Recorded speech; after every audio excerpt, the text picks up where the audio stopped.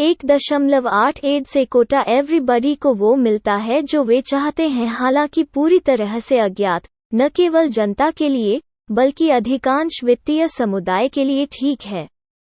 Add से कोटा की उपलब्धियों को निश्चित रूप से उन्हें हमारे समय के सर्वश्रेष्ठ व्यापारियों में से एक के रूप में रैंक करना चाहिए। में 1970 के दशक की शुरुआत में सेकोटा को एक प्रमुख ब्रोकरेज फर्म द्वारा काम पर रखा गया था। उन्होंने कल्पना की और विकसित किया वायदा बाजार में ग्राहकों के पैसे के प्रबंधन के लिए पहली वाणिज्यिक कंप्यूटरीकृत व्यापार प्रणाली। उनकी प्रणाली काफी लाभदायक साबित हुई, लेकिन प्रबंधन द्वारा हस्तक्षेप और दूसरा अनुमान लगाया गया इसके प्रदर्शन में काफी बाधा आई। इस अनुभव ने सेकोटा के बाहर जाने के लिए उत्प्रेरक प्रदान किया अपने दम पर। आने वाले वर्षों में सेकोटा ने मुट्ठी भर खातों के व्यापार के लिए अपने व्यवस्थित दृष्टिकोण को लागू किया और उसका अपना पैसा। उस अवधि के दौरान सेकोटा द्वारा प्रबंधित खातों में एक देखा गया है वापसी की बिल्कुल आश्चर्यजनक दर। उदाहरण के लिए 1988 के मध्य तक उसका एक ग्राहक खाता, जो 1972 में $5000 से शुरू हुआ था, कैश ऑन कैश आधार पर 250,000% से अधिक था। निकासी के लिए सामान्यीकृत खाता सैद्धांतिक रूप से कई मिलियन % ऊपर था। मुझे पता है कोई अन्य व्यापारी जो इस ट्रैक रिकॉर्ड से समान अवधि में मेल नहीं खाता है। जब मैंने पहली बार इस पुस्तक पर काम करना शुरू किया तो मैंने सेकोटा के बारे में कभी नहीं सुना था। सेकोटा का नाम आया था माइकल मार्कस के मेरे साक्षात्कार के दौरान कई बार उस व्यक्ति के रूप में जो सबसे प्रभावशाली था उसे एक सफल व्यापारी में बदलना। हमारे साक्षात्कार के बाद मार्कस ने सोच समझकर कहा, आप पता है, आपको वास्तव में एड सेकोटा का साक्षात्कार लेना चाहिए। वो न केवल एक महान व्यापारी है, वो एक दिमाग है। मार्कस ने फोन पर एक परिचय दिया और मैंने अपनी पुस्तक की अवधारणा को संक्षेप में बताया। सेकोटा, चूंकि मैं पहले से ही पश्चिम से बाहर था, इसलिए मेरे लिए सेकोटा का साक्षात्कार करना सबसे सुविधाजनक था। रेनो के माध्यम से न्यूयॉर्क में मेरी वापसी का मार्ग बदलकर उसी यात्रा सेकोटा भाग लेने के लिए सहमत था, लेकिन 2 घंटे समय के अंतराल में इंटरव्यू को पूरा करने की मेरी क्षमता के बारे में संदेहजनक लग रहा था। मेरे लिए मेरे उड़ान कनेक्शन बनाने के लिए उपलब्ध है। मैंने उसे आश्वासन दिया कि हालांकि यह तंग था, मैं उस समय के अंतराल में कुछ अन्य साक्षात्कार किए थे। यह तब तक संभव है जब तक हमारी बातचीत बहुत केंद्रित रहता है, मैंने समझाया। मैंने हवाई अड्डे पर अपने आगमन को बहुत करीब से काट दिया। अपने टिकट को संशोधित करने के लिए इसे प्रतिबिंबित करना भूल गया। यात्रा कार्यक्रम में परिवर्तन। एक टिकट एजेंट के साथ जोरदार बहस के बाद जिसने जोर देकर कहा कि मेरे पास नहीं है मेरी उड़ान को पकड़ने के लिए पर्याप्त समय। एक विवाद जिसे उसने लगभग आत्मपूर्ति कर लिया। मैं इसके माध्यम से दौड़ गया हवाई अड्डा। केवल कुछ सेकंड के साथ गेट तक पहुंचना। जब तक मैं रेनो पहुंचा, तब तक तनाव मेरी लगभग छूटी हुई उड़ान से बस विलुप्त हो गई थी। सेकोटा के घर तक का रास्ता बहुत दूर था कैब, इसलिए मैंने एक कार किराए पर ली। सुबह का समय था और राजमार्ग पहाड़ों की ओर मुड़ रहा था। नीचे शानदार नज़ारे पेश किए। रेडियो पर मुझे जो शास्त्रीय संगीत स्टेशन मिला वो बज रहा था मोजार्ट की शहनाई कॉन्सर्टो। संयोजन शानदार था। सेकोटा अपने घर में एक कार्यालय से काम करता है जो ताहो झील की सीमा में है। शुरुआत करने से पहले साक्षात्कार, हमने उनके घर के पीछे समुद्र तट पर एक संक्षिप्त सैर की। यह एक ठंडी, साफ सुबह थी और दृश्य सुखद था। उनके और मेरे अपने कार्यस्थल के बीच का अंतर, वॉल में एक कार्यालय सड़क क्षेत्र, एक बदसूरत इमारत के एक प्रमुख दृश्य के साथ शायद ही अधिक हड़ताली हो सकता था। मैं ईर्ष्या के लिए दोषी स्वीकार करें, वस्तुतः उन सभी अन्य व्यापारियों के विपरीत जिनका मैंने साक्षात्कार किया था। सेकोटा का डेस्क एक से घिरा नहीं है उद्धरण स्क्रीन की सरणी, या उस मामले के लिए यहाँ तक एक स्क्रीन भी। उनका व्यापार काफी हद तक ही सीमित है। उसके कंप्यूटर प्रोग्राम को चलाने में कुछ मिनट लगते हैं जो अगले दिन के लिए सिग्नल उत्पन्न करता है। सेकोटा के साथ मेरी बातचीत में मैं उनकी बुद्धि और दोनों की तीव्रता से चकित था। संवेदनशीलता एक अजीब संयोजन, मैंने सोचा। उनके पास चीजों को एक अनोखे से देखने का एक तरीका है, सुविधाजनक स्थान। एक समय में वो विश्लेषणात्मक तकनीकों के बारे में बात कर रहा होगा और ऐसा दिखाई देगा। घाघ वैज्ञानिक, उन्होंने MIT से इलेक्ट्रिकल इंजीनियरिंग में डिग्री हासिल की है। एक कंप्यूटर स्क्रीन पर त्रि-आयामी आरेख उनके कई कार्यक्रमों में से एक द्वारा उत्पन्न किया गया था, डिजाइन किया गया। फिर भी एक और क्षण में जब बातचीत व्यापार के मनोविज्ञान की ओर मुड़ी, तो उन्होंने मानव व्यवहार में महान संवेदनशीलता और अंतर्दृष्टि प्रकट करेगा। दरअसल हाल के वर्षों में सेकोटा मनोविज्ञान के क्षेत्र में काफी सक्रिय हो गया है। ऐसा प्रतीत हुआ मेरे लिए मनोविज्ञान और लोगों की समस्याओं को हल करने में मदद करने में इसका अनुप्रयोग एक बन गया था। बाजार विश्लेषण और व्यापार की तुलना में उनके जीवन में अधिक महत्वपूर्ण तत्व।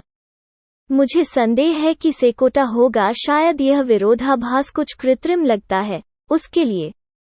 व्यापार और मनोविज्ञान एक हैं और वही बात। हमारी बातचीत उतनी केंद्रित नहीं थी जितनी मैं चाहता था। वास्तव में यह इतने में चला गया, निर्देश की 2 घंटे बीत जाने तक हमने सतह को मुश्किल से खरोंचा था। मैं जारी रखा, यह मानते हुए कि मैं केवल बाद की उड़ान पकड़ लूंगा।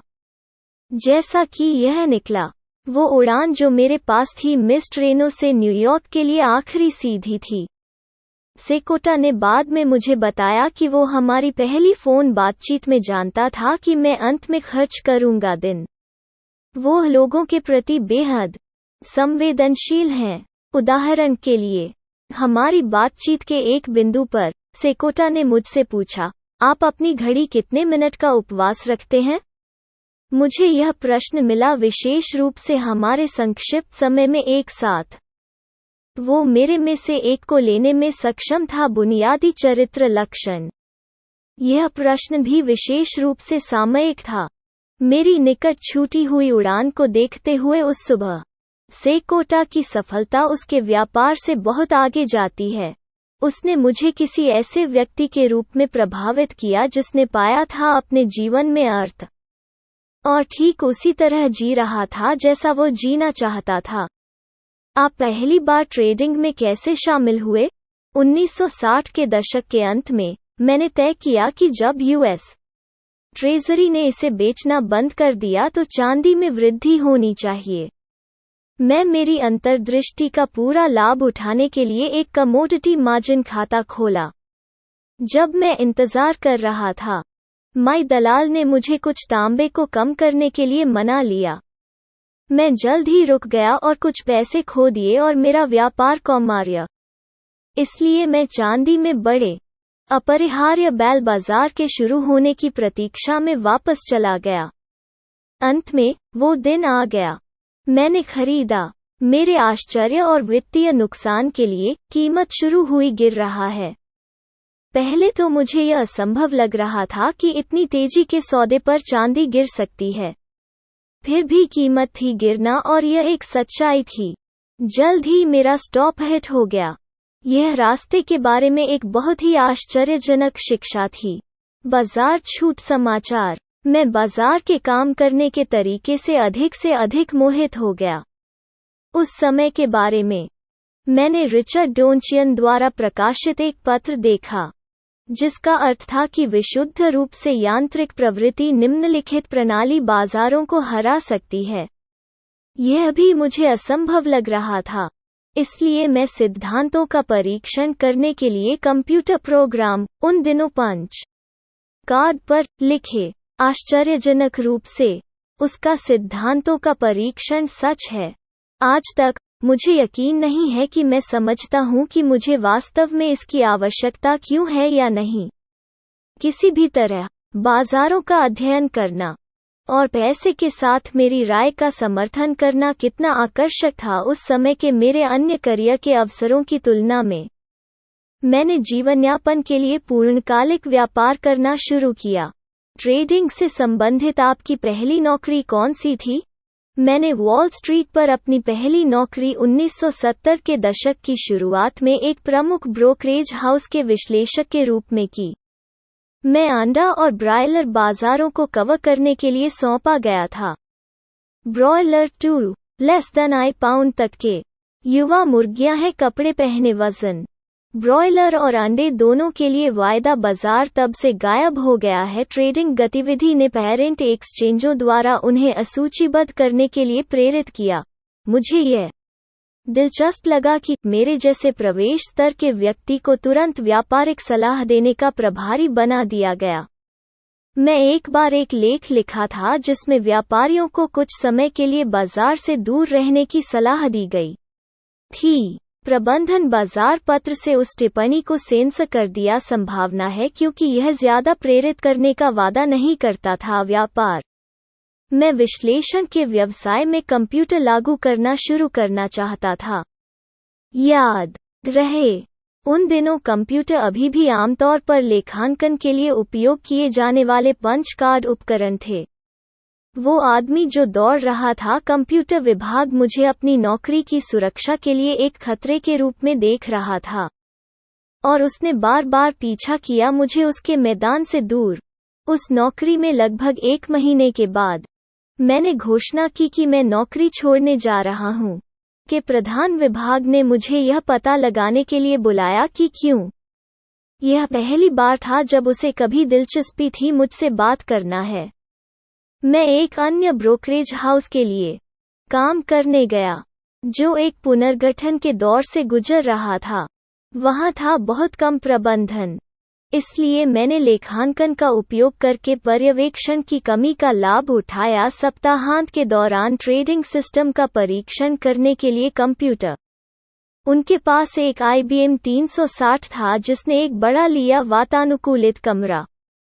लगभग 1.5 साल के दौरान मैं लगभग 100 का परीक्षण करने में सक्षम था। 10 वस्तुओं पर लगभग 10 वर्षों के डेटा के लिए 4 सरल प्रणालियों के बदलाव। आज वही एक PC पर नौकरी में लगभग 1 दिन लगता है। वैसे भी मुझे मेरे परिणाम मिल गए हैं। उन्होंने पुष्टि की कि एक संभावना थी प्रवृत्ति निम्नलिखित प्रणालियों से पैसा कमाने का। परीक्षण आपके काम का हिस्सा नहीं था क्योंकि आपने इसे किया था। सप्ताहांत आपको वास्तव में क्या करने के लिए काम पर रखा गया था? सप्ताह के दौरान मेरा सामान्य क्लार्क कैंट प्रकार का काम कागज के नए रोल को रॉयटर्स मशीन पर लोड करना था जब मार्जिन गुलाबी हो गया। मैं स्ट्रिप्स में खबर को फाड़ने के लिए भी जिम्मेदार था और उन्हें मशीन के पीछे की दीवार पर लटका दिया। जाल थी लाइन फीड्स के बीच फाड़ना ताकि एक चिकना किनारा प्राप्त करें। मजे की बात यह थी कि शायद ही कोई इस खबर को पढ़ेगा क्योंकि उनके पास होता पन्ने देखने के लिए मशीन के ऊपर झुकना। इसलिए मैंने समाचार पढ़ना शुरू किया और व्यक्तिगत रूप से इसे दलालों तक पहुंचा रहे हैं। इस नौकरी का एक बोनस यह था कि मुझे बहुत सारे दलालों के व्यापार का निरीक्षण करने को मिला। शैलियाँ आपकी आधिकारिक स्थिति एक गौरवशाली कार्यालय के लड़के की तरह लगती है। आपने ऐसे नौकर को क्यों स्वीकार किया? काम, क्योंकि मुझे पता था कि मैं व्यवसाय में रहना चाहता हूं और मुझे परवाह नहीं है कि मैंने क्या किया या मुझे क्या भुगतान किया गया। आप अपने मूल स्थान पर क्यों नहीं रहे? कम से कम वहां आप एक विश्लेषक थे, क्योंकि यह एक अशांत वातावरण था। मैंने अनुशंसा करने के लिए प्रबंधन के दबाव को अस्वीकार कर दिया। ट्रेड करता है जब मुझे लगा कि ट्रेडिंग के कोई अवसर नहीं है।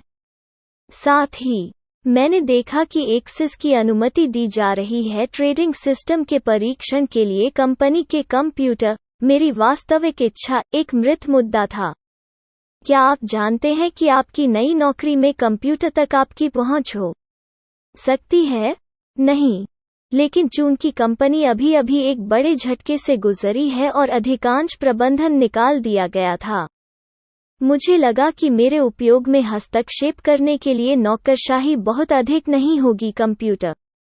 कंप्यूटरीकृत ट्रेडिंग सिस्टम पर आपके काम का क्या हुआ? आखिरकार, प्रबंधन को पैसे के प्रबंधन के लिए मेरे शोध परिणामों का उपयोग करने में दिलचस्पी हुई। मैं पहले बड़े पैमाने पर वाणिज्यिक कंप्यूटरीकृत व्यापार प्रणाली विकसित की। बड़े पैमाने से आप क्या समझते हैं? कार्यक्रम का विपणन फर्म के कई सौ एजेंटों द्वारा किया गया था और इक्विटी के तहत प्रबंधन कई मिलियन डॉलर था। 1970 के दशक की शुरुआत में एक बड़ी राशि। आपको उस हद तक समर्थन करने के लिए प्रबंधन कैसे मिला? वे रिचर्ड डोनचियन से परिचित थे, जो प्रवृत्ति निम्नलिखित विकसित करने में अग्रणी थे। Trading system. हालांकि उस समय वो सब कुछ हाथ से कर रहा था। उस एक्सपोजर के कारण वे पहले से ही पैसे के प्रबंधन के लिए ट्रेडिंग सिस्टम का उपयोग करने की अवधारणा के अनुकूल थे। इसके अलावा उस समय कंप्यूटर इतने नए थे कि कंप्यूटर सिस्टम एक महान चर्चा थी। आपका ट्रेडिंग प्रोग्राम कैसा रहा? कार्यक्रम ठीक रहा। समस्या यह थी कि प्रबंधन दूसरा अनुमान लगाने से नहीं रोक सका। संकेत। उदाहरण के लिए, मुझे याद है कि एक बार कार्यक्रम ने चीनी के लिए एक खरीद संकेत उत्पन्न किया था जब यह 5 सेंट के आसपास कारोबार कर रहा था। प्रबंधन ने सोचा कि बाजार पहले से ही अधिक खरीद लिया गया था और सिग्नल नहीं लेने का फैसला किया। जब बाजार ऊपर चढ़ता रहा तो वे नियम लेकर आए कि वे पहले 20 पॉइंट पुलबैक 100 अंक बराबर 1% पर खरीदेंगे। जब ऐसा कोई नहीं पुलबैक विकसित हुआ, उन्होंने नियम को पहले 30 बिंदु प्रतिक्रिया पर खरीदने के लिए संशोधित किया। जैसे जैसे बाजार बिना किसी सार्थक रिट्रेसमेंट के ऊपर चढ़ता रहा, उन्होंने नियम को बदल दिया 50 अंक और अंत में 100 अंक। अंत में चीनी की कीमतों में लगभग 9 सेंट के साथ, उन्होंने आखिरकार फैसला किया कि यह एक बुल मार्केट था और कीमतों के बहुत अधिक बढ़ने से पहले उनके पास बेहतर खरीदारी थी। उन्होंने डाल दिया उस बिंदु पर लंबे समय तक प्रबंधित खाते। जैसा कि आप अनुमान लगा सकते हैं, चीनी बाजार शीघ्र ही चरम पर पहुंच गया। उसके बाद उन्होंने बिक्री संकेत को भी अनदेखा करके त्रुटि को बढ़ाया, एक संकेत जो भी बहुत लाभदायक होता। लबोलुआब यह था कि इस हस्तक्षेप के कारण वर्ष का सबसे लाभदायक व्यापार समाप्त हो गया। पैसा खोना। परिणाम स्वरूप वर्ष के लिए 60% के सैद्धांतिक प्रतिफल के बजाय काफी कुछ खातों में वास्तव में पैसा खो गया। इस प्रकार की दखलंदाजी मुख्य कारणों में से एक थी जिसके कारण मैं अंततः छोड़ना। अन्य कारण क्या थे? प्रबंधन चाहता था कि मैं सिस्टम को बदल दूं ताकि यह अधिक सक्रिय रूप से व्यापार कर सके, जिससे अधिक कमीशन आय उत्पन्न करना। मैंने उन्हें समझाया कि ऐसा बनाना बहुत आसान होगा परिवर्तन, लेकिन ऐसा करने से प्रदर्शन में गंभीर रूप से बाधा आएगी। वे परवाह नहीं लग रहे थे। नौकरी छोड़ने के बाद आपने क्या किया? मैंने अभी शोध विभाग छोड़ा है, लेकिन मैं खातों का प्रबंधन करने वाले दलाल के रूप में बना रहा। लगभग 2 के बाद वर्षों से मैंने मनी मैनेजर बनने के लिए ब्रोकरेज छोड़ दिया। उस पारी ने मुझे दूर जाने की इजाजत दी, कमीशन से अपना जीवन यापन करना, जो मुझे लगता है कि बनाने के लिए एक प्रतिकूल प्रोत्साहन हो सकता है। ग्राहकों के लिए पैसा। मैंने शुद्ध लाभ प्रोत्साहन शुल्क व्यवस्था पर स्विच किया। क्या आपके जाने के बाद भी आपने सिस्टम में ट्रेडिंग करना जारी रखा था? हाँ, हालांकि मैंने पिछले कुछ वर्षों में इस प्रणाली को काफी हद तक संशोधित किया है। प्रदर्शन ट्रैक रिकॉर्ड क्या है? मैं अपने मॉडल खाते के अलावा अपने ट्रैक रिकॉर्ड का प्रचार नहीं करता। जो एक वास्तविक ग्राहक है, खाता जो 1972 में $5000 से शुरू हुआ था और $15 मिलियन से अधिक कमा चुका है। सैद्धांतिक रूप से कुल रिटर्न कई गुना बड़ा होता अगर कोई निकासी नहीं होती।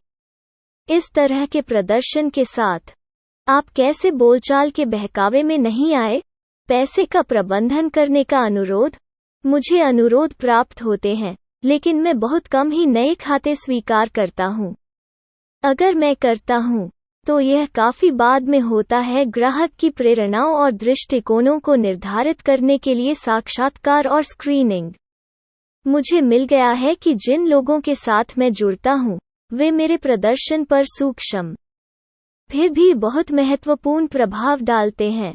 अगर के लिए उदाहरण के लिए वे लंबे समय तक मुझे और मेरे तरीकों का समर्थन करने में सक्षम होते हैं, फिर वे मदद करते हैं मुझे। हालांकि अगर वे अपने खाते के अल्पकालिक उतार चढ़ाव से बहुत अधिक चिंतित हैं, तो वे बाधा हो सकती है। आपने मूल रूप से कितने खातों से शुरुआत की थी? 1970 के दशक की शुरुआत में लगभग आधा दर्जन। उनमें से कितने खाते अभी भी आपके पास हैं?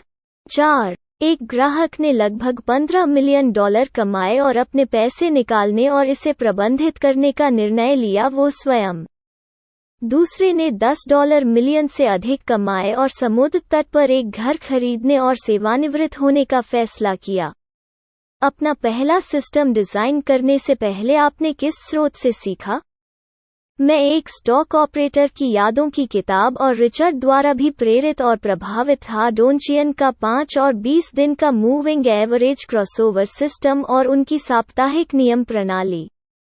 मैं डोनचियन को तकनीकी व्यापार की मार्गदर्शक रोशनी में से एक मानते हैं। आपका पहला ट्रेडिंग सिस्टम क्या था? मेरी पहली प्रणाली डोनचियन की चलती औसत प्रणाली का एक रूपांतर थी। मैंने एक घातांक का इस्तेमाल किया, औसत विधि, क्योंकि गणना करना आसान था और कंप्यूटेशनल त्रुटियां गायब हो गईं अधिक समय तक। यह उस समय इतना नया था कि इसे मुंह के शब्द के रूप में पारित किया जा रहा था। समायोज्य प्रणाली। पहली प्रणाली के लिए आपके संदर्भ का अर्थ है कि आपने अंततः सिस्टम बदल दिया है। तुमने कैसे किया? जानिए कब आपके सिस्टम को बदलने की जरूरत है। सिस्टम को बदलने की जरूरत नहीं है। चाल एक व्यापारी के लिए एक प्रणाली विकसित करने के लिए है जिसके साथ वो है अनुकूल। क्या आप अपने मूल सिस्टम के साथ असंगत थे? मेरी मूल प्रणाली कठिन और तेज नियमों के साथ बहुत सरल थी जो किसी भी विचलन की अनुमति नहीं देती थी। मैं मेरी अपनी भावनाओं की अवहेलना करते हुए सिस्टम के साथ रहना मुश्किल हो गया। मैं उछलता रहा और बंद, अक्सर गलत समय पर। मुझे लगा कि मैं सिस्टम से बेहतर जानता हूँ। उस समय मैंने नहीं किया था। वास्तव में भरोसा है कि ट्रेंड फॉलोइंग सिस्टम काम करेंगे।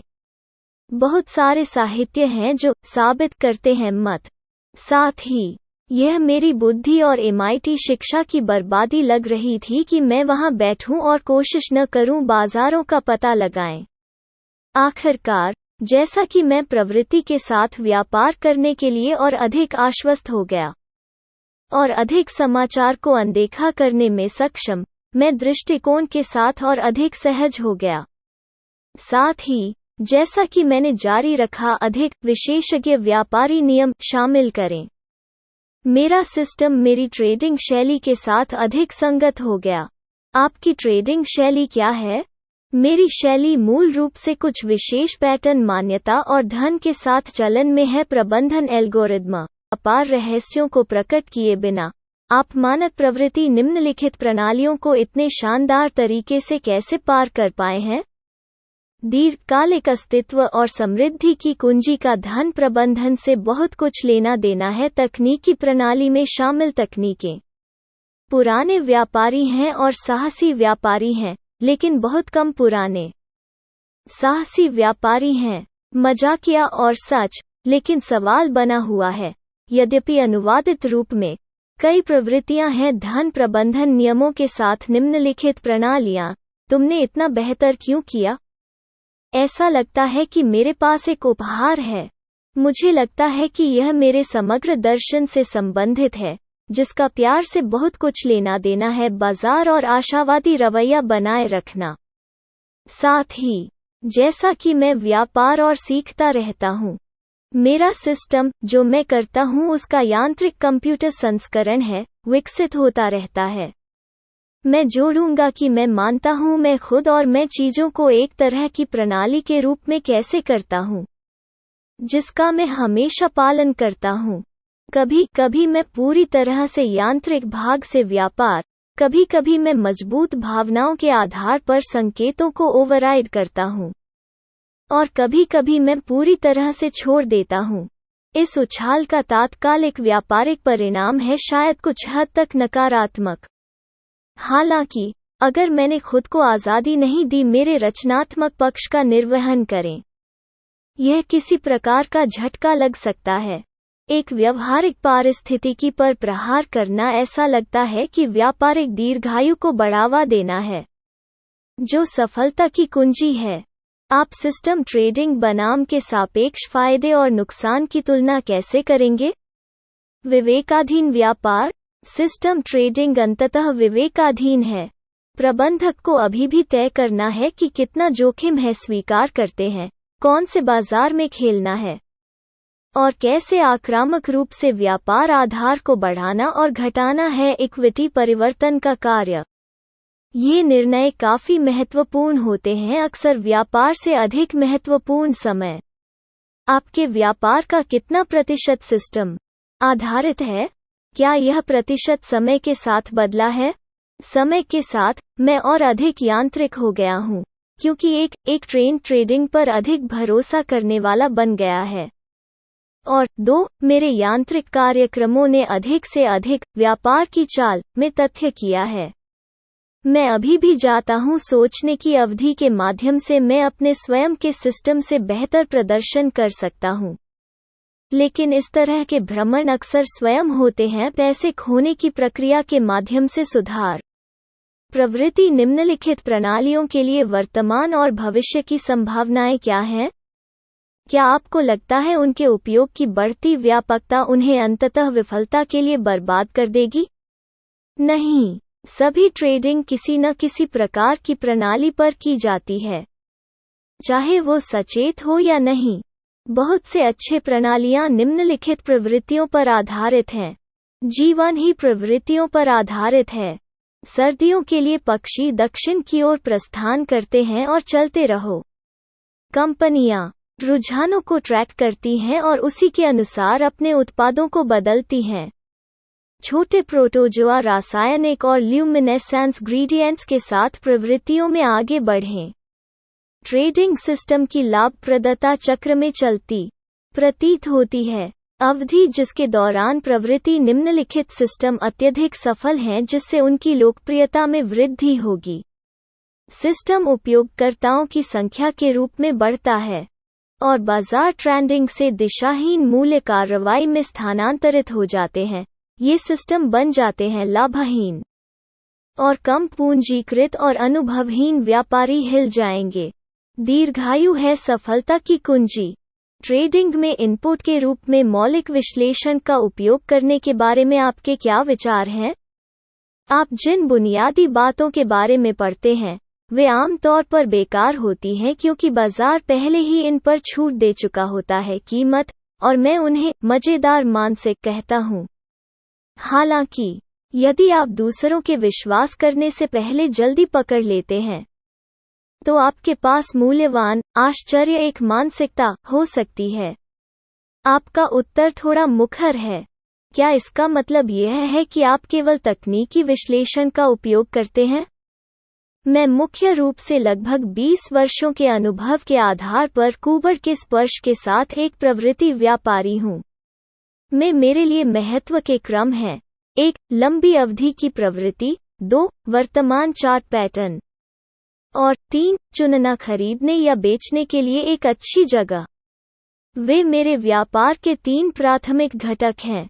रास्ते में नीचे बहुत दूर चौथे स्थान पर मेरे मौलिक विचार हैं और काफी संभावना है संतुलन पर। उन्होंने मुझे खर्च किया है पैसे खरीदने के लिए सही जगह चुनने से। क्या आपका मतलब एक प्रतिक्रिया बिंदु निर्धारित करना है जिस पर आप करेंगे खरीदना? यदि हाँ, तो आप कभी कभी प्रमुख मूल्य चालों से चूकने से कैसे बचते हैं? धतेरे की, अगर मैं खरीद रहा होता तो मेरी बात बाजार से ऊपर होती। मैं उस बिंदु की पहचान करने की कोशिश करता हूं जिस पर मैं उम्मीद है कि व्यापार की दिशा में बाजार की गति मजबूत होगी। ताकि मेरे संभावित जोखिम को कम किया जा सके। मैं नीचे या ऊपर चुनने की कोशिश नहीं करता। क्या इसका मतलब यह है कि अगर आप बुलिश हैं तो आप हमेशा पहले शॉर्ट टर्म स्ट्रेंथ का इंतजार करेंगे एक स्थिति में प्रवेश करना, या आप कभी कभी प्रतिक्रिया पर खरीद लेंगे? अगर मैं तेज हूं तो मैं न तो प्रतिक्रिया पर खरीदता हूं न ही ताकत की प्रतीक्षा करता हूं, मैं पहले से ही अंदर हूं। मैं तेजी से मुड़ता हूं, तत्काल मेरा खरीद स्टॉप हिट हो जाता है, और जब तक मेरा विक्रय स्टॉप हिट नहीं हो जाता तब तक तेजी से बने रहें। बुलिश होना और न होना लंबा अतार्किक है। क्या आप कभी भी अपने व्यापार में सहायता के रूप में विपरीत राय का उपयोग करते हैं? कभी कभी। उदाहरण के लिए, हाल ही में एक गोल्डबर्ग सम्मेलन में लगभग सभी वक्ता मंदी के शिकार थे। मैं अपने आप से कहा, सोना शायद तल के पास है। उसके बाद बाजार ने वास्तव में रैली की। सम्मेलन, क्या आप उस प्रकार के इनपुट के कारण खरीदेंगे? अरे नहीं, प्रवृत्ति अभी भी नीचे थी, लेकिन यह मुझे मेरी छोटी स्थिति को हल्का करने के लिए मिल सकता है। आपका सबसे नाटकीय या भावनात्मक व्यापारिक अनुभव क्या था? नाटकीय और भावनात्मक व्यापारिक अनुभव नकारात्मक होते हैं। गर्व एक महान केले का छिलका है, जैसे कि आशा, भय और लालच। मेरे साथ भावनात्मक रूप से जुड़ने के तुरंत बाद मेरी सबसे बड़ी स्लिप अप हुई पदों। कुछ वास्तविक युद्ध की कहानियों के बारे में कैसे? मैं पिछली स्थितियों पर ध्यान नहीं देना पसंद करता हूँ। मैं जितनी जल्दी हो सके खराब ट्रेडों को काट देता हूँ, उन्हें भूल जाता हूँ और फिर नए अवसरों की ओर बढ़ें। एक मृत व्यापार को दफनाने के बाद मुझे विवरण खोदना पसंद नहीं है, फिर से कम प्रिंट में तो नहीं। हो सकता है किसी शाम, रात के खाने के बाद, आग के आसपास बैठे, रिकॉर्ड से बाहर, ताहो सर्दियों में गहरी। क्या आप विशिष्ट व्यापारिक गलतियों का वर्णन कर सकते हैं जिनसे आपने सीखा है? मेरे पास सालों से चांदी के लिए चीज थी। मेरे पहले नुकसान में से एक चांदी में था। जैसा कि मेरे कई सबसे खराब थे नुकसान, यह मेरे खून में मिल गया और मुझे सम्मोहित करने लगा। इसने मुझे अपने सुरक्षात्मक पड़ावों को खींचने के लिए प्रेरित किया ताकि भालू के हमले से बचा जा सके। स्वाभाविक रूप से यह क्षण भर के लिए रुक जाता है और फिर कुछ गिर जाता है अधिक। मैं चांदी की कील से इतनी बार मारा गया कि मुझे लगने लगा कि मैं किसी तरह का हूँ वेयरवुल्फ। मैंने सम्मोहन और सकारात्मक कल्पना के साथ खुद पर काम किया। मैंने भी पूरी तरह से चलने से परहेज किया। चंद्रमा, अभी तक यह चालू लगता है। आप अपने ट्रेडों को कैसे चुनते हैं? ज्यादातर मेरे ट्रेडिंग सिस्टम द्वारा, हालांकि कभी कभी मुझे एक आवेगी फ्लैश मिलेगा और माई को ओवरराइड करेगा प्रणाली। सौभाग्य से मैं आमतौर पर अपने को कोई स्थायी नुकसान करने के लिए एक बड़ी पर्याप्त स्थिति नहीं लेता। पोर्टफोलियो। अच्छे व्यापार के तत्व क्या हैं? अच्छे व्यापार के तत्व हैं: 1. घाटे में कटौती, 2. घाटे में कटौती और 3. घाटे में कटौती। अगर तुम इन 3 नियमों का पालन कर सकते हैं, आपको मौका मिल सकता है। आप हारने वाली लकीर को कैसे संभालते हैं? मैं अपनी गतिविधि को कम करके खोने वाली लकीरों को संभालता हूँ। मैं अभी इसका इंतजार कर रहा हूँ। एक के दौरान व्यापार करने की कोशिश कर रहा है। लकीर खोना भावनात्मक रूप से विनाशकारी है। कैच अप खेलने की कोशिश घातक है। चूंकि आप मुख्य रूप से एक सिस्टम ट्रेडर हैं, इसलिए सिस्टम का पालन न करने का मतलब है कि इसमें कोई बदलाव नहीं है। अवधि खोने के दौरान व्यापारिक गतिविधि। मैंने अपने कंप्यूटर प्रोग्राम में कुछ तर्क शामिल किए हैं, जैसे ट्रेडिंग गतिविधि को संशोधित करना बाजार के व्यवहार पर निर्भर करता है। फिर भी यांत्रिक के बाहर महत्वपूर्ण निर्णय लेने की आवश्यकता है। सिस्टम सीमाएं, जैसे कि बढ़ते खाते के लिए विविधीकरण कैसे बनाए रखें जब कुछ पोजीशन सीमा पर हैं या जब बाजार बहुत पतले हैं। मनोवैज्ञानिक रूप से मैं प्रदर्शन के आधार पर अपनी गतिविधि में बदलाव करता हूँ। मैं अधिक आक्रामक हो जाता हूँ मेरे जीतने के बाद और हार के बाद कम। ये प्रवृत्तियाँ ठीक लगती हैं। इसके विपरीत, एक महंगा प्रवृत्ति एक नुकसान पर भावुक होने की है और फिर एक बहुत बड़ी स्थिति के साथ भी प्राप्त करने का प्रयास करें। क्या आप एक स्व सिखाए गए व्यापारी हैं? या किसी अन्य व्यापारी ने आपको सार्थक सबक सिखाया है? मैं एक स्व सिखाया व्यापारी हूं जो लगातार खुद और अन्य व्यापारियों दोनों का अध्ययन कर रहा है। आप यह तय करते हैं कि किसी व्यापार में आने से पहले आप कहां से निकल रहे हैं। मैं एक व्यापार में प्रवेश करने के साथ ही सुरक्षात्मक स्टॉप सेट करता हूं। मैं आमतौर पर इन स्टॉप को लॉक इन करने के लिए ले जाता हूं, लाभ के रूप में प्रवृत्ति जारी है। कभी कभी मैं मुनाफा लेता हूं जब कोई बाजार जंगली हो जाता है। यह आमतौर पर मेरे स्टॉप के बंद होने की प्रतीक्षा करने से बेहतर मुझे कोई आउट नहीं करता है, लेकिन यह कम करता है पोर्टफोलियो की अस्थिरता, जो मेरी नसों को शांत करने में मदद करती है। एक पद खोना कष्टदायक होता है, जबकि अपनी तंत्रिका खोना विनाशकारी है। किसी भी व्यक्तिगत व्यापार पर आप इक्विटी का अधिकतम कितना प्रतिशत जोखिम में डालेंगे? मैं एक व्यापार पर 5% से कम जोखिम का इरादा रखता हूं, जिससे खराब निष्पादन की अनुमति मिलती है। कभी कभी मैंने लिया है उस राशि से अधिक का नुकसान जब प्रमुख समाचारों ने मेरे स्टॉप के माध्यम से एक पतले बाजार को कूदने का कारण बना दिया। आपका सबसे खराब पतला बाजार नुकसान क्या था? जब मैं जल्दबाजी में किसी खराब स्थिति से बाहर निकलना चाहता हूं तो सभी बाजार बहुत पतले होते हैं। अधिकांश बाजारों में, पर अवसर आश्चर्यजनक समाचार के कारण मेरे खिलाफ तेजी से चला गया। खबर पचते ही बाजार फिर से एक नए स्तर पर मोटा हो गया। बड़े चीनी बैल बाजार के दौरान जब कीमतें बढ़ीं 10 सेंट से 40 सेंट तक, मैं हजारों ठेके ले रहा था और मैंने कई सेंट को छोड़ दिया। मेरा स्थान चीनी में प्रत्येक प्रतिशत प्रति अनुबंध $1120 के बराबर है। बहुत कम व्यापारियों ने आपको जो शानदार सफलता मिली है, उसका आनंद उठाया है। आपको क्या अलग बनाता है? मुझे लगता है कि मेरी सफलता बाजारों के प्रति मेरे प्रेम से आती है। मैं एक आकस्मिक व्यापारी नहीं हूँ। यह मेरी जिंदगी है। मेरे पास एक ट्रेडिंग का जुनून। यह मेरे लिए केवल एक शौक या करियर का विकल्प नहीं है। कोई सवाल नहीं है कि मुझे अपने जीवन के साथ यही करना है। आप किन व्यापारिक नियमों से जीते हैं? ए. घाटे में कटौती। बी. विजेताओं की सवारी करें।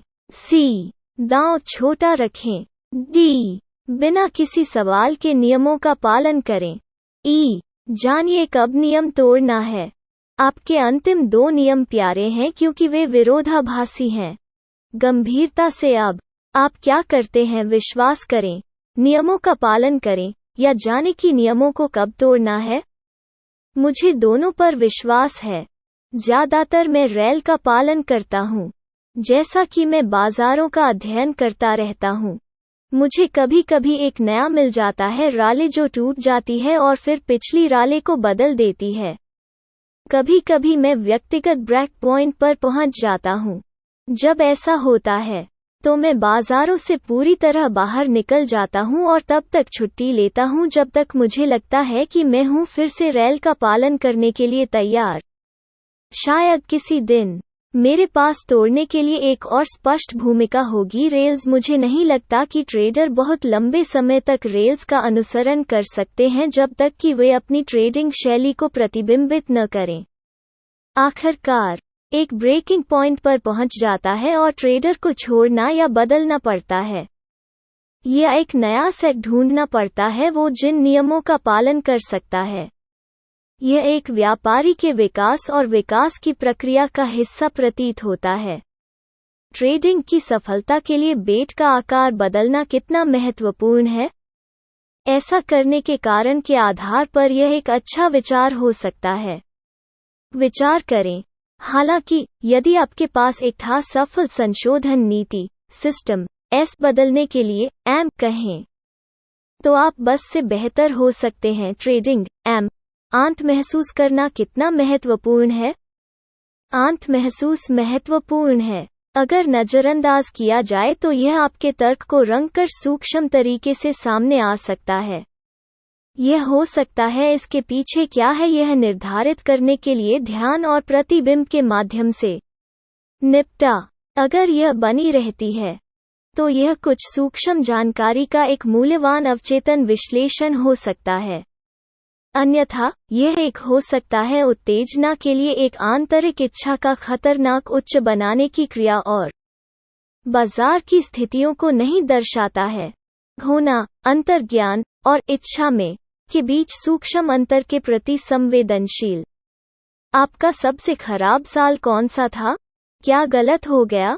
मेरे सबसे बुरे वर्षों में से एक 1980 था। बुल मार्केट समाप्त हो गया था, लेकिन मैं इसे बनाए रखने और खरीदने की कोशिश करता रहा, कम कीमतों पर वापस। बाजार यूं ही टूटते रहे। मैंने कभी बड़ा भालू बाजार नहीं देखा था पहले, इसलिए मैं एक महत्वपूर्ण शैक्षिकी अनुभव के लिए तैयार था। 1980 में आपके सिस्टम में मनी मैनेजमेंट नियमों का क्या हुआ? क्या आपने उन्हें ओवरराइड किया? मैंने व्यापार करना जारी रखा, भले ही मेरा सिस्टम बड़े पैमाने पर बाजार से बाहर हो गया था। अस्थिरता। मैंने सबसे ऊपर और नीचे को चुनने की कोशिश की, जिसे मैं अत्यधिक अधिक खरीदार और ओवरसोल्ड मानता था। बाजार बस चलते रहे और मैंने बहुत कुछ खोया।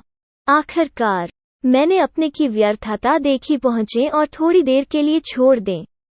आप औसत व्यापारी को सबसे महत्वपूर्ण सलाह क्या दे सकते हैं? कि वो उसके लिए अपना व्यापार करने के लिए एक बेहतर व्यापारी ढूंढे, और फिर जाकर कुछ ऐसा ढूंढे जो वो वास्तव में करना पसंद करता है। क्या आप मानते हैं कि सफल ट्रेडिंग के लिए चार्ट रीडिंग का उपयोग किया जा सकता है?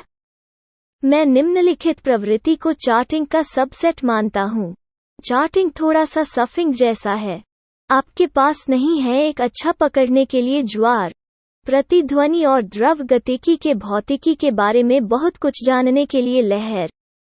आपको बस यह समझने में सक्षम होना चाहिए कि यह कब हो रहा है और फिर उस पर कार्य करने के लिए ड्राइव करें। सही समय। अक्टूबर 1987 में आपका व्यक्तिगत अनुभव क्या था?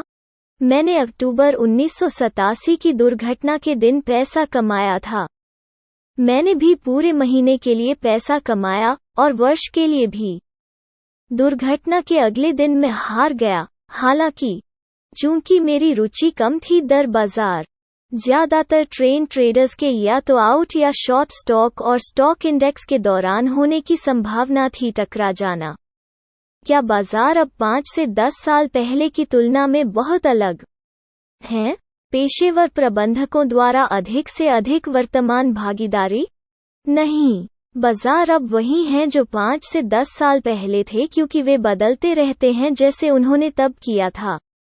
क्या आपका आकार बढ़ने पर व्यापार करना अधिक कठिन हो जाता है? यह और अधिक कठिन हो जाता है क्योंकि बाजार को हिलाए बिना बड़े पदों को स्थानांतरित करना कठिन होता है। यह आसान हो जाता है क्योंकि आपकी सहायता करने के लिए आपके पास सक्षम लोगों तक अधिक पहुंच होती है। आपका मतलब किस प्रकार के समर्थन से है? पेशेवर दृष्टिकोण वाले अनुभवी दलालों की एक टीम। अनुभवी व्यापारी बहुत हो सकते हैं, केवल सुख दुख बांटने के लिए मौजूद रहकर सहायक। इसके अलावा पुराने समय के लोग सक्षम होने लगते हैं प्रमुख चालों की शुरुआत और अंत को सूंघें। मुझे अपने से भी महत्वपूर्ण समर्थन प्राप्त होता है, दोस्त, सहयोगी और परिवार। क्या आप किसी बाहरी सलाहकार सेवा का उपयोग करते हैं?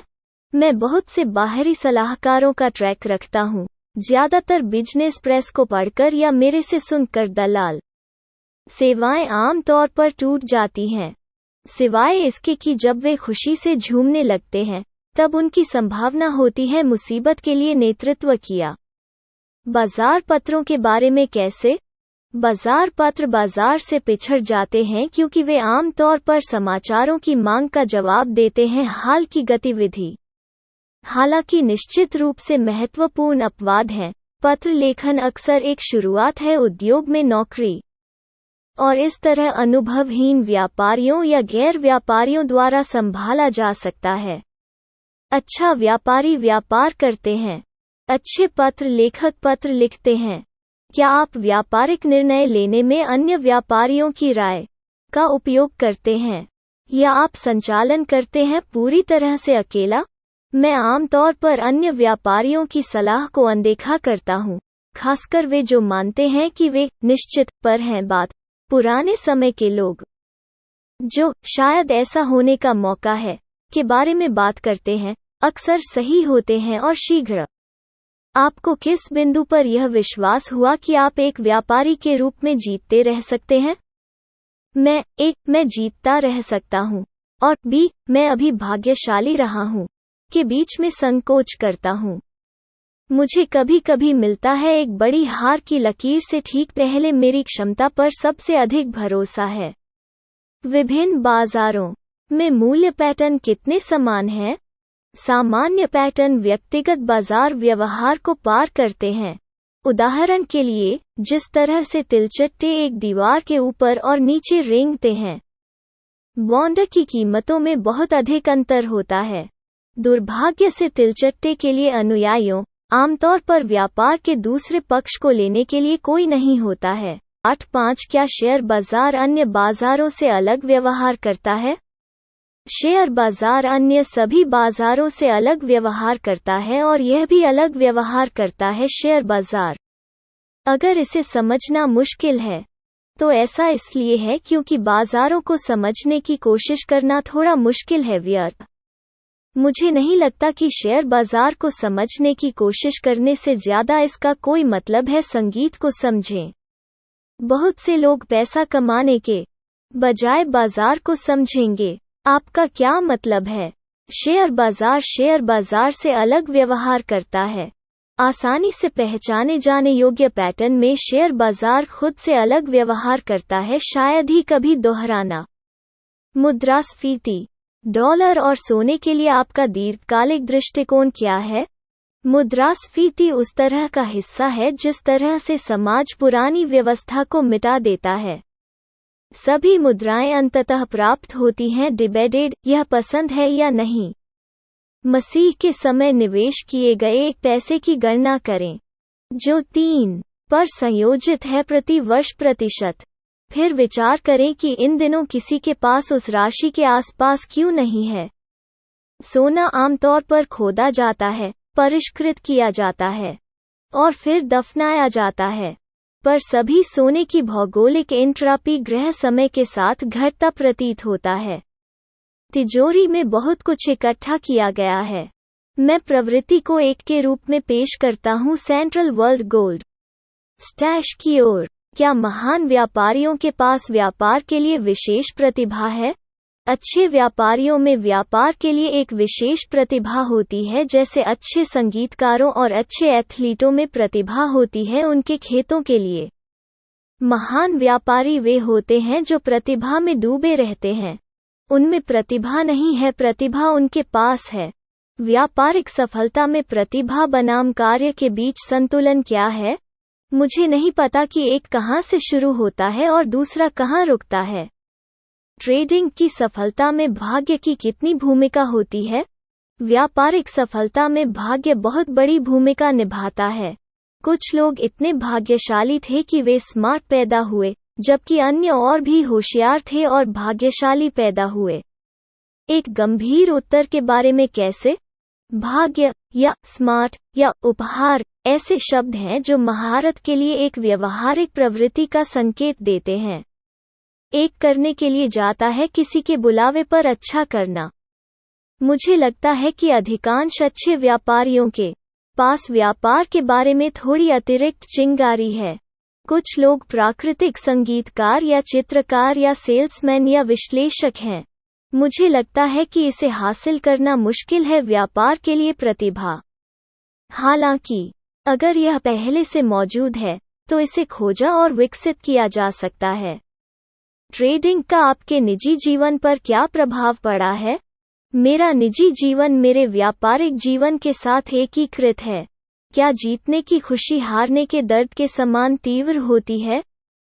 जीतने की खुशी और हारने का दर्द जीत के दर्द और के आनंद के साथ है। हारना भाग न लेने के सुख और दुख पर भी विचार करना चाहिए।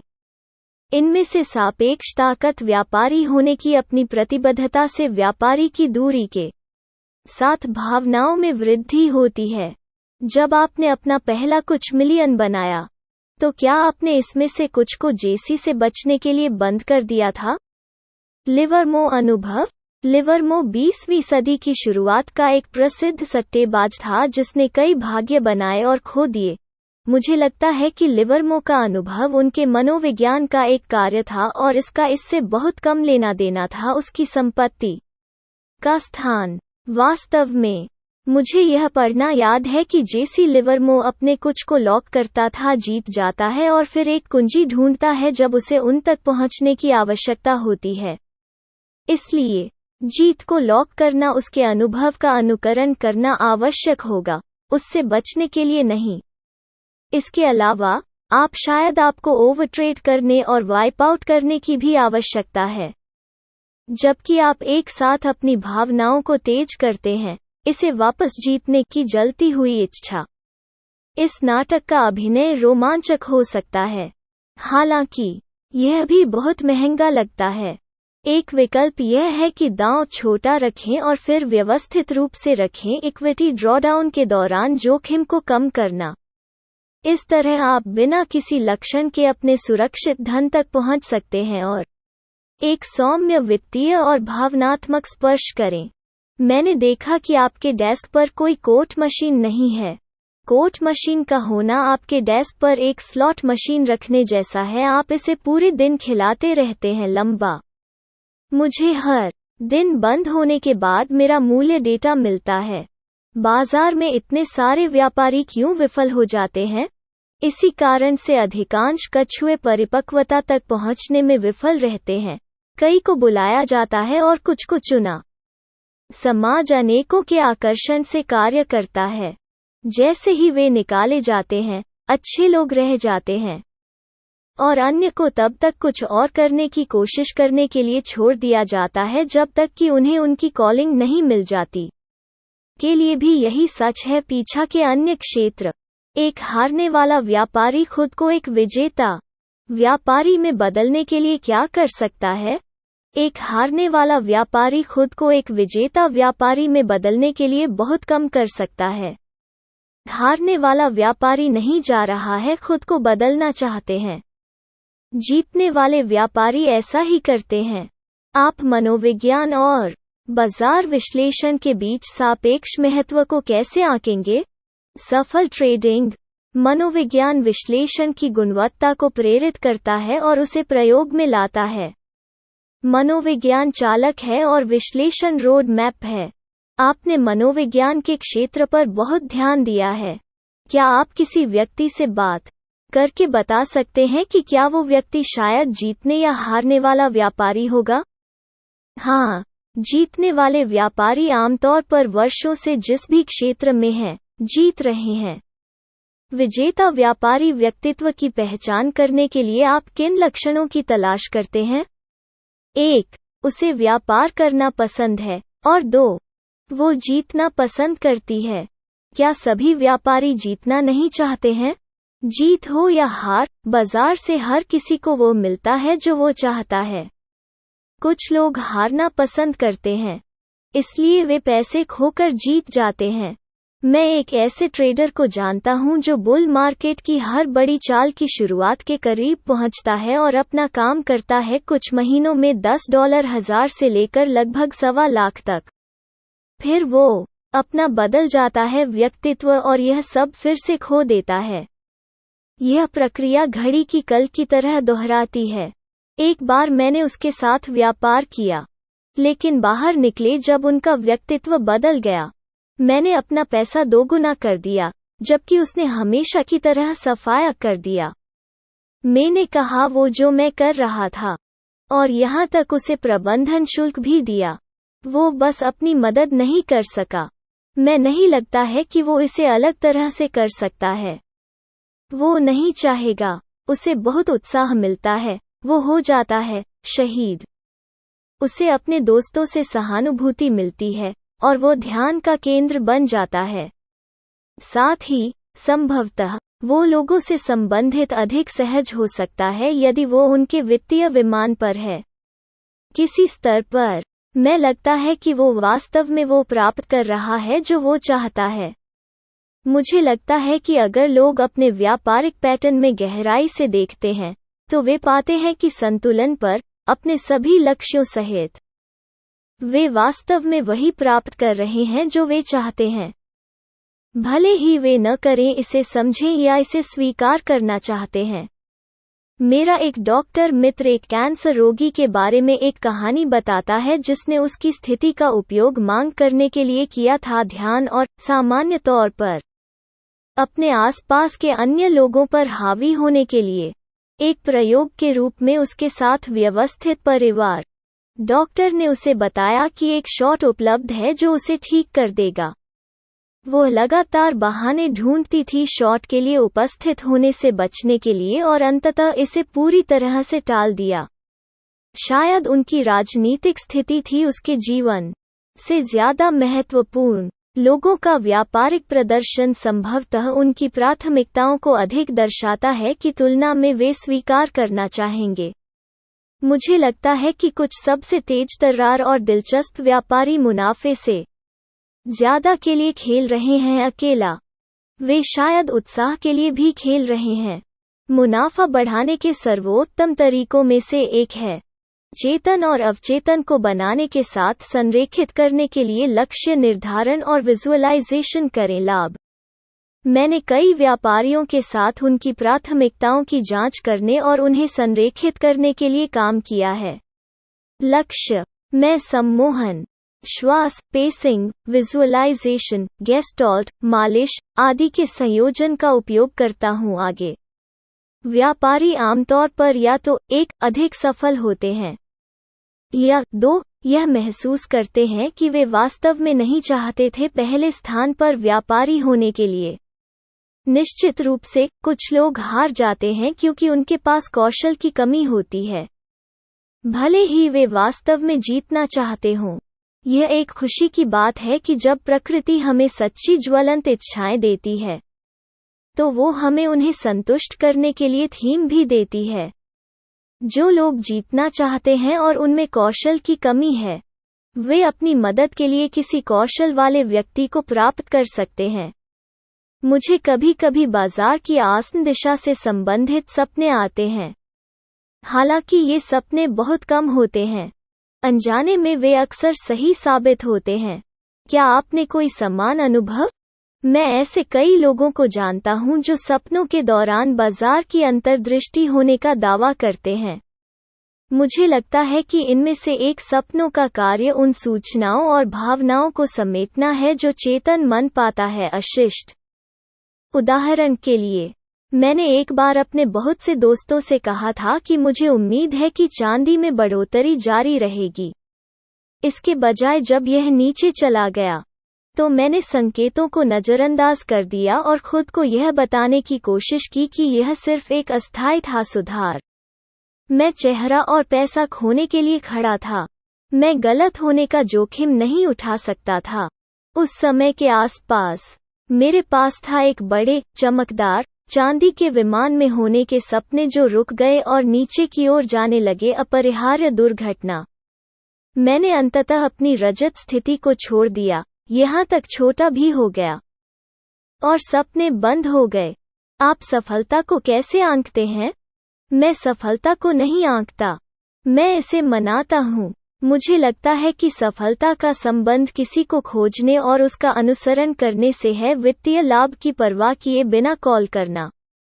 सेकोटा की टिप्पणियों में हास्य से मूर्ख मत बनो, उनके में गंभीर ज्ञान का एक बड़ा सौदा है। तीखे जवाब। मेरे लिए व्यक्तिगत रूप से सबसे हड़ताली टिप्पणी थी। हर किसी को वो मिलता है जो वह चाहता है बाजार से बाहर। जब सेकोटा ने पहली बार यह टिप्पणी की तो मुझे लगा कि वो केवल प्यारा है, लेकिन मैं जल्द ही एहसास हुआ कि वो घातक गंभीर था। इस आधार पर मेरी प्रतिक्रियात्मक प्रतिक्रिया अविश्वास थी।